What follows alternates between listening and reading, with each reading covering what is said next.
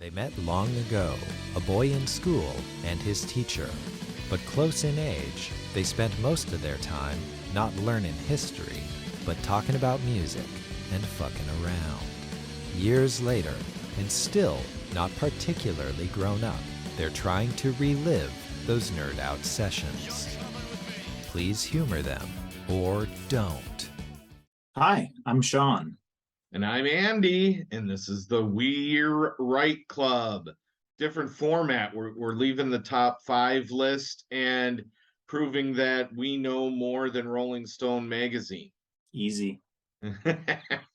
So we're gonna just kind of react and talk about their recent top 100 debut albums list, or I guess it's called the best 100 debut albums, which I think is an interesting distinction, best versus top. And I'm going to make some comments about that as we go along. Something else that I really dug into was the difference between the 2013 list, which I think is their original list, and the 2022 update. One thing that I was really thinking about was, why only 100, for example? Why this album and not this album? But I guess I kind of came to terms with the fact that, like you were saying, it's a publication. They have to keep it condensed. And also, Rolling Stone's readership are mostly normal fuckers. So... Yeah, there are people who don't really dig into the music, I don't think.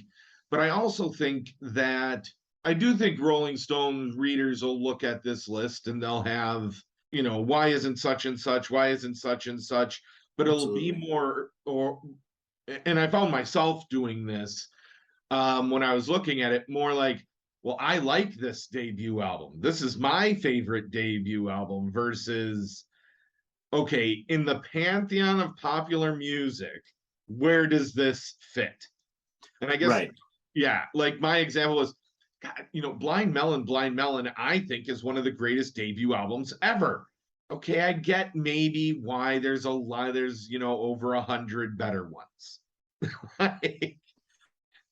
So already 100 isn't going to be enough. Rolling Stones is the UK and USA. Is there anybody outside of the UK or USA? Maybe one or two Australians? That's a good point, actually. I understand why it's not a long list, because if you consider all the countries and all the music scenes and all the important albums that exist that are debuts, the list would be massively too long, and that's maybe unnecessary. But then I also found myself, it's like, oh, well, if you're going to mention this album, that led to this person's album, which led to this. And it's like, okay, well, maybe the point is not to go down that rabbit hole, keep it condensed, keep it focused on like the key moment and stop there. Well, I think that was something that I also was thinking about. Like, what do they mean by best debut albums? Is that most influential? Is that, the debut album by a band that became influential, but maybe that album wasn't the best? Is it top albums? Are we talking about top selling? Because if we're talking about top selling, then in some ways, aren't those the best? Because they, for a debut album, they appealed to a ton of listeners. And shouldn't that be one of the criteria? Things like that. It's a really good point.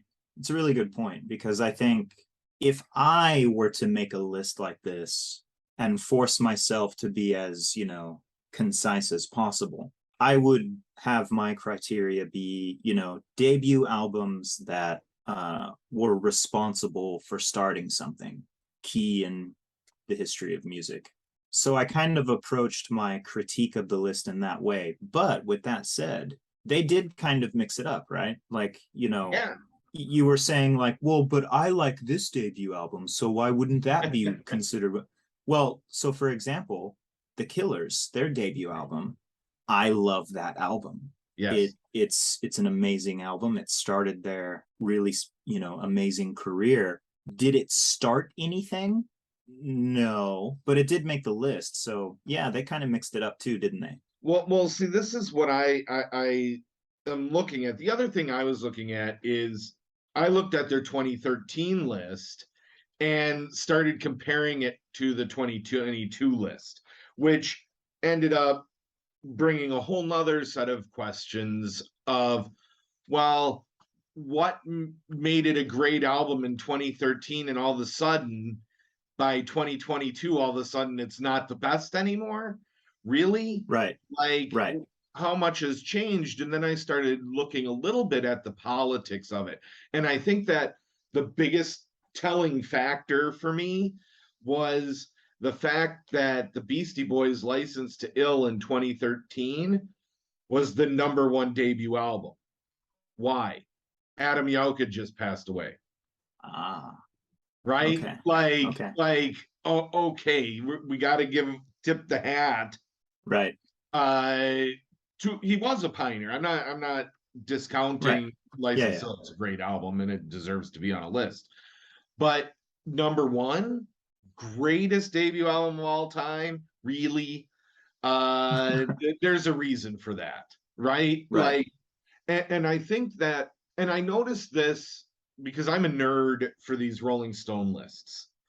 They have 2022, they've recently gone through and redone lists, and one of them was their top 500 songs of all time from their 2013 list, and then I think they had done a 2005 original list or something like that. But you could see where the politics of today have entered into the list, which I find interesting. That Okay. we're not keeping it just to music, which I think is fair because I think music is a reflection of the times. So it is going to move and sway with the politics. So there are going to be changes in perspective of, oh, this was better than this and whatever. But then I just look at the music because that's really what I want to focus on. And I'm like, come on. Like, let's do it then. So number 100 on debuts list is Lord, Pure Heroin. From New Zealand. Okay. I don't have a lot to say about this. It's a good album. I don't necessarily have a problem with it being on the list.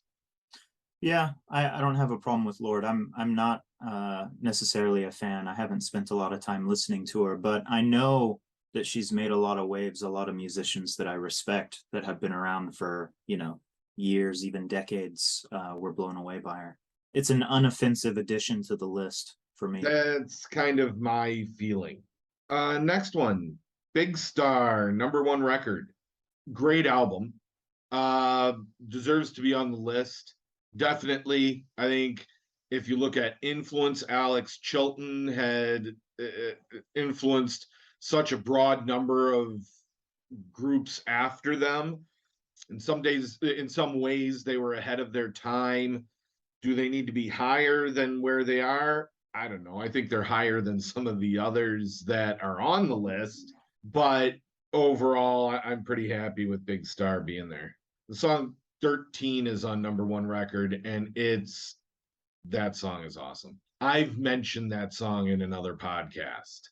I know it's one of the #1 record, one of the most sought after vinyls for Really? vinyl collectors. Yeah.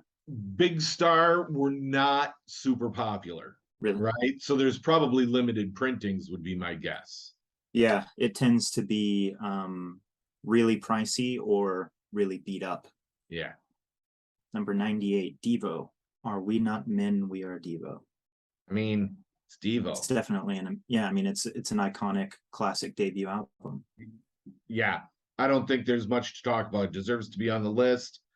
And there's actually a lot of good similar post-punk, proto-punk, whatever sort of debuts that make this list, and I think maybe the previous list in 2013 as well. Yes. And I found that interesting. I was speaking to my friend Ian about it, and it's like, yeah, these albums that all these iconic debut punky or similar albums that came out kind of within the same 2 to 3 years, including this one, you know. Yeah. And most of them made the list. Most of the ones that we would have mentioned, you know. Yeah. Well, I think they had such a huge influence on today's indie scene. Yeah, absolutely. Yeah. You know, 2010 and beyond, that indie scene is all about being influenced by that early 80s post-punk, new wave kind of era. Number 97, Arctic Monkeys. Whatever people say I am, that's what I'm not. Great album.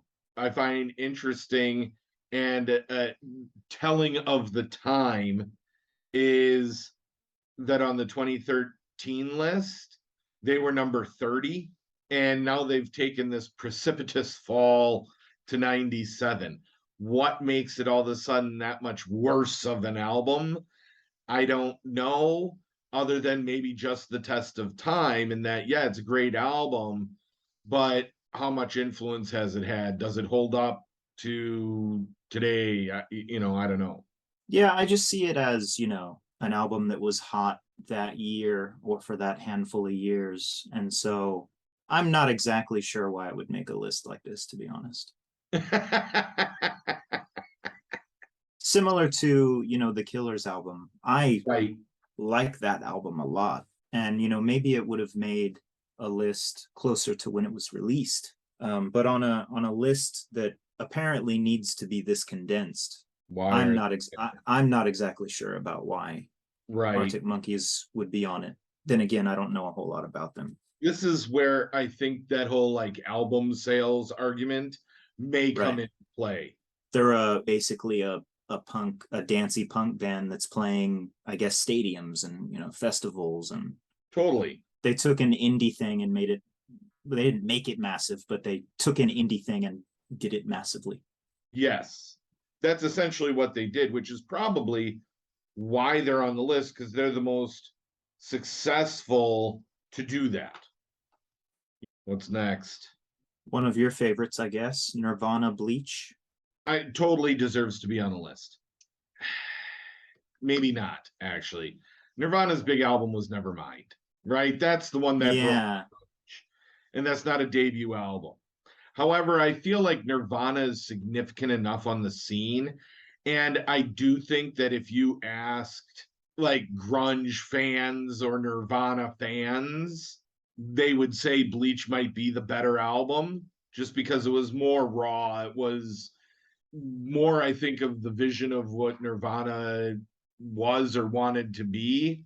What I find interesting, they were not on the 2013 list at all. Here, maybe part of it is just the test of time with the legend that is Nirvana.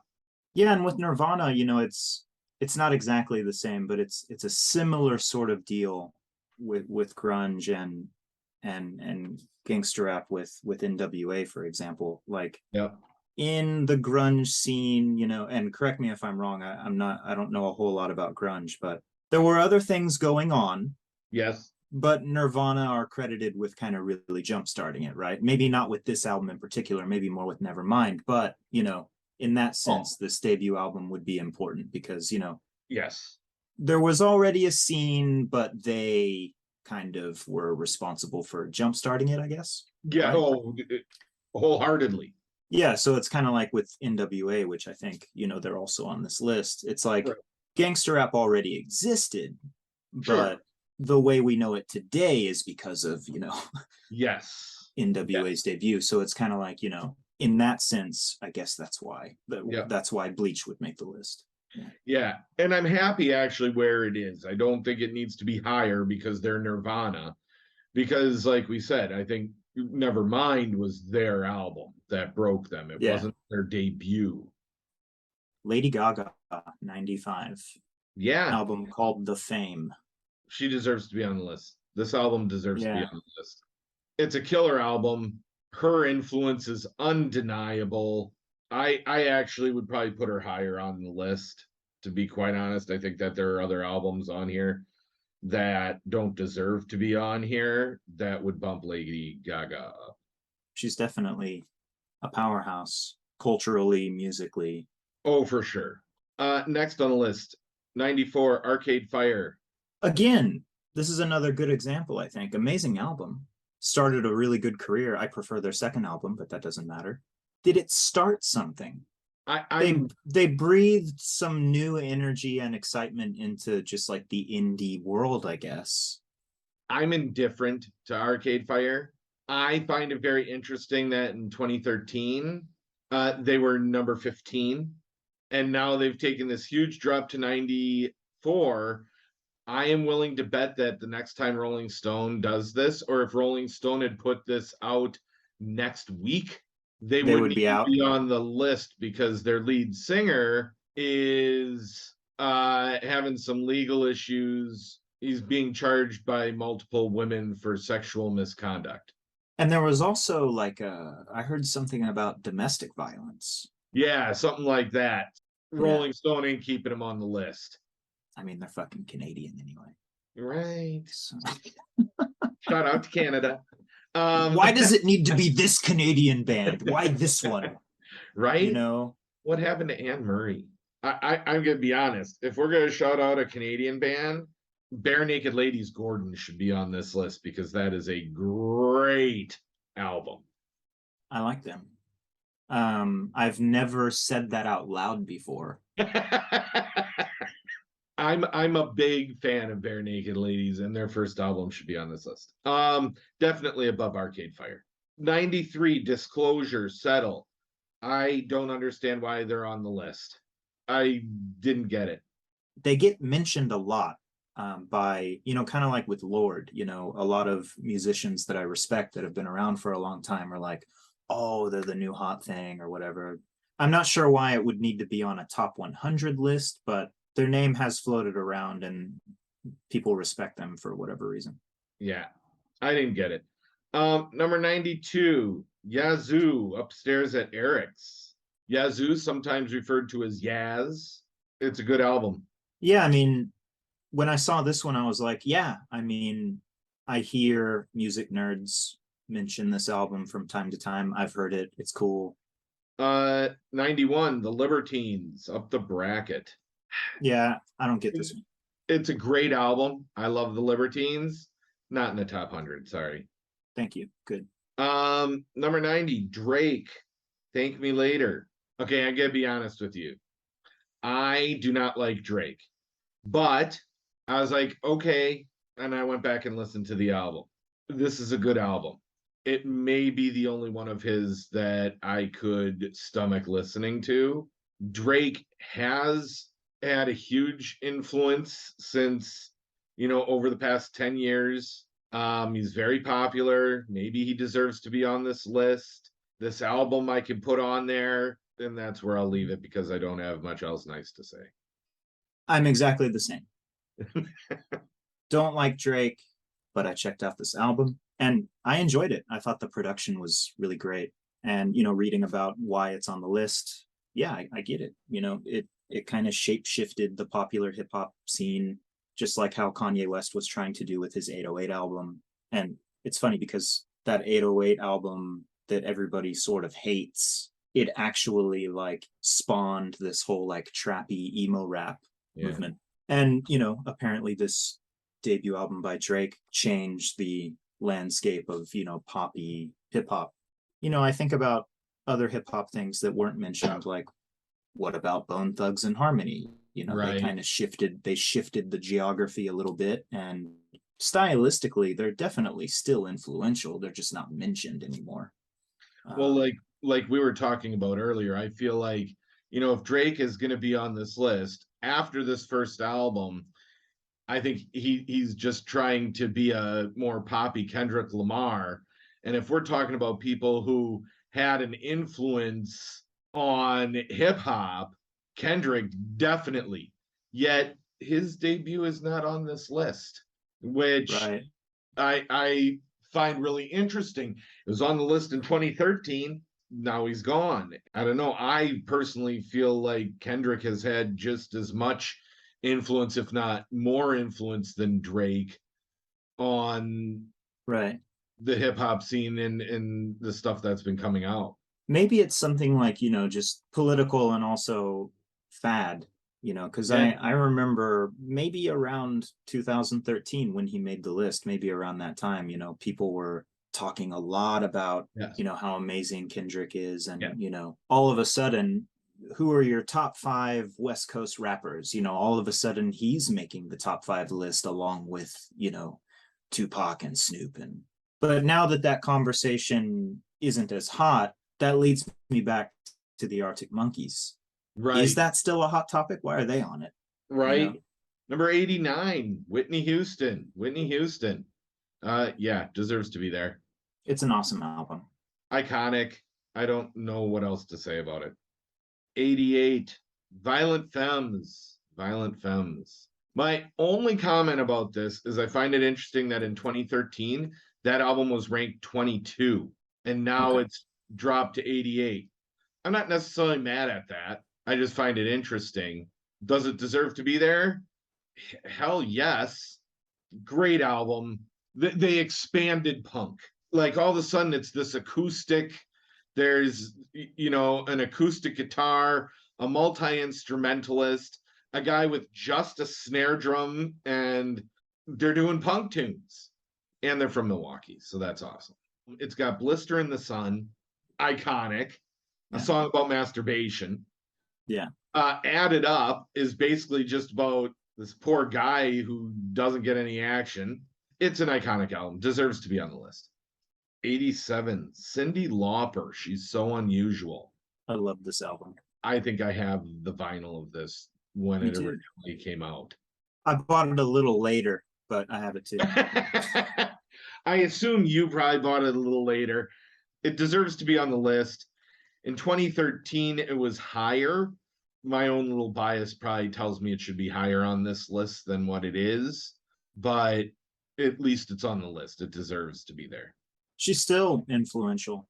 Absolutely. Oh, God, yes. And, much like Lady Gaga, especially probably back in 1983, I wasn't around, but the way she dressed and her pink hair and, just being your own kind of woman was probably pretty crazy in 1983. And unfortunately, it's still kind of crazy now, which is why Right. Lady Gaga is so influential. I mean, the title of the album is kind of the battle cry, right? Girls just want to have fun. I know it's a cover, but she made that song.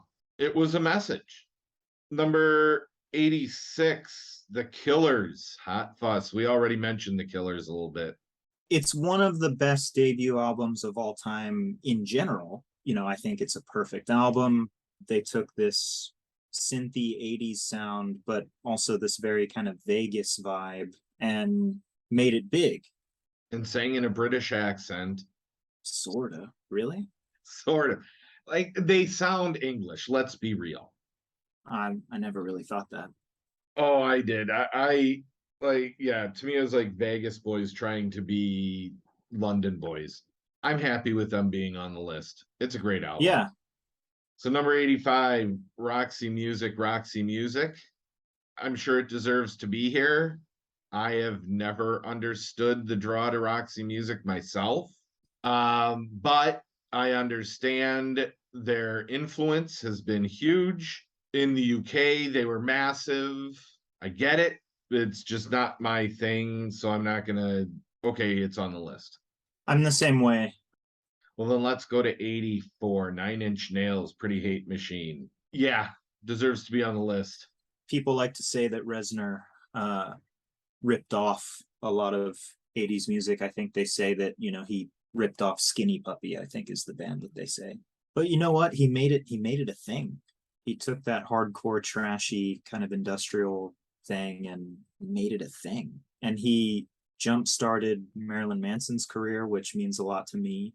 It definitely deserves to be there. I love that album. So I am not a huge Nine Inch Nails guy, but that album is really good. Number 83, Metallica, Kill 'Em All. Yeah, deserves to be on the list. 82, Weezer, the Blue Album, deserves to be there. It's just front to back a killer album. This kind of album is amazing because, people argue between this one, the Blue Album, and Pinkerton, which one's the best. But forgetting that annoying conversation, Massive, it's iconic, it's their debut album, and it deserves to be on this kind of a list. Yes, it definitely deserves to be on the list. Next, New York Dolls at 81. Yeah, without the New York Dolls, there's not punk. Plain and simple. They are so influential. And did they last long? No. Were they that great of a band? In some ways, but that album, it's a good album, and it has to be on there because of its influence, if for no other reason. Number 80, Casey Musgraves, same trailer, different park. You got nothing to say, do you? I sort of do. It's awesome. It is a great album. My problem, I think, is that there are so few country albums on this list that I hesitate to say that this is better than a lot of other debut country albums. Well, that's the thing. I think her being on here is, mostly when the list was made and, the current fads and stuff like that. I was introduced to her when she came out with her 2018 album. Okay. Golden Hour, and it's awesome. It was on a lot of my friends like album of the year lists, friends who mostly listen to like metal, Right. they're like, oh yeah, and the Casey Musgraves album. It reached a lot of people. It was an amazing album. Yeah. I get that she's great. I'm a fan too. I'm not offended by its addition to the list, but it won't be on the next one probably, kind of thing.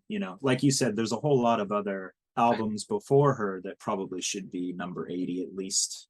That's what I think. If Rolling Stone is going to give a head nod to country, then give a proper head nod, right? And I'm not. The album's Right. great, but let's be real. There's plenty of other female country singers they could have chosen. It's not like it would be an old man or something. It would be another like very direct influence. Yep. 79, the Smiths. Next. Yep, deserves to be there. 78, Lil Kim, Hardcore. This was not on the 2013 list. And I'm going to say something a little controversial here. Go for it. I'm going to get a lot of hate comments for this. I feel like this list, I don't have a problem with Lil Kim being on the list. Okay, I want to start out with that. It deserves to be here. I find that the 2013 list is probably a little thin in female artists. And I think that the current political climate, Rolling Stone tried hard, rightfully so, to put more women on the list. And the fact that Lil Kim was not on the 2013 list, and now it is, I'm like, it was out for long enough to be a great album in 2013 too. Yeah. Right. So my comment isn't that it shouldn't be there. It's just that I wonder if how genuine Rolling Stone is being. I get what you're saying. Also, an extension to that is, so Cardi B's on the list. Yeah, that one Right. Well, and I think it's possible that putting Cardi B on the list without mentioning Lil Kim would piss a lot of people off. Most definitely. Because this album, maybe it's a slight overstatement. I'm kind of condensing the history a little bit, but it's like Cardi B's album was allowed to get big thanks to Lil Kim. To Lil Kim. But then here's my problem. Why isn't Lil Kim higher than Cardi B? Fad. Yeah, well, I think that 10 years from now, when Rolling Stone does another list, Cardi B ain't gonna be there. Yeah, that could be very true. Lil Kim, Hardcore, cool album. Musically speaking, I would maybe be a bit harsh and say that, like, I think it's an important debut album historically more than musically. Okay. People were calling female rappers, bitches, or just they were calling females in general bitches, Yeah. And female rappers were having a hard time fitting in, and she was like, fuck it, I'm a bitch, call me a bitch. Like, you're gonna talk about fucking hoes, then I'm gonna talk about sucking dick.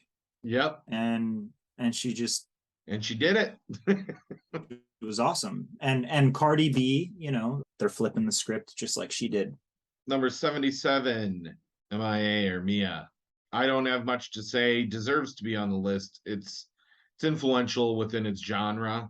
Yeah, this took music from where she's from, and like the fads that were going on in the club and electronic music scene, and basically introduced it to the Western hip hop world. So that's really cool. 76, John Prine. For sure, he deserves to be on this list just as a songwriter. So many artists have covered his music. He's just legendary. What I find interesting about this is that he didn't come up at all in 2013's list. Okay. So I found that interesting. When did he die? 2018, 2019, something like that. You think it might be that, like a shout out? It might be a little bit of that. Not that he would never deserve to be on a list anytime, but No, there's probably a timing. Yeah. I think he was neglected in 2013. I think he definitely deserves to be on a top 100 list. Number 75, X, Los Angeles. You don't have West Coast punk without X. Plain and simple. I mean, they're the pioneers of the scene. John Doe and Exene. Like, come on. It doesn't get much more influential than X. And that album is great. There's a lot of good punk mentions. The next one as well, The Modern Lovers, number 74. Yeah, I took another listen to that and I was like, yeah, killer album. I hate that they're influenced by Lou Reed, just because I'm not a Lou Reed guy. Kind of disappointed, but yeah, I'll give them some credit here. It's a pretty great album. A lot of people were influenced by that band. 73, Pink Floyd, Piper at the Gates of Dawn. Yes. Yeah, they deserve to be there. 72, LCD Sound System. They mixed some indie genres together and took it to the stadiums and made it really world famous. They're definitely important. I can see why they would make the list, but I might have to step back and be like, should it be on such a short, condensed list? I'm not sure, but I'm glad to see them because they are pretty special. Right. And this first album is awesome. I don't have a lot to say. I'm fine with it being on the list. So number 71, Pearl Jam 10. I'm biased. This album to me is the end of high school, beginning of college. I don't think there's a day that went by that I didn't listen to this album. It was extremely influential on my life. So I definitely think it belongs on this list. I'll be interested to see if it holds the test of time, because I'm sure it's here because of grunge, but I think in the span of music history, grunge is going to hold up, like it's going to be a blip. Whereas now I think it appears much more influential than it actually will be. But I think that this album is fantastic start to end. I'm not really sure if this album should be on a short list. My brain starts going into all these directions like, well, if we're going to do that, then what about these other albums, kind of thing. I will say, and it may help heighten your understanding, it is the 9th best-selling debut in history. Yeah. So it was massive. It wasn't just, and I think that's why it elevates over other grunge albums. Number 70, this will be our last one for this episode. I think we're going to stop at 70 here and we'll continue. We'll do some more episodes. The Jesus and Mary Chain, Psycho Candy. I had to take a re-listen to this one, and yeah. One, phenomenal album. Two, its influence reaches so far in so many directions. You can hear so many bands in their music. And it's like, yeah, that's because all those bands Hmm. were listening to this. So it Yeah. most definitely deserves to be in the 100. So I think that'll bring us to the end of our first part of the conversation. Let's call it there for the first episode of our reaction to Rolling Stone's best 100 debut albums, or 100 best debut albums. Tune in for part 2.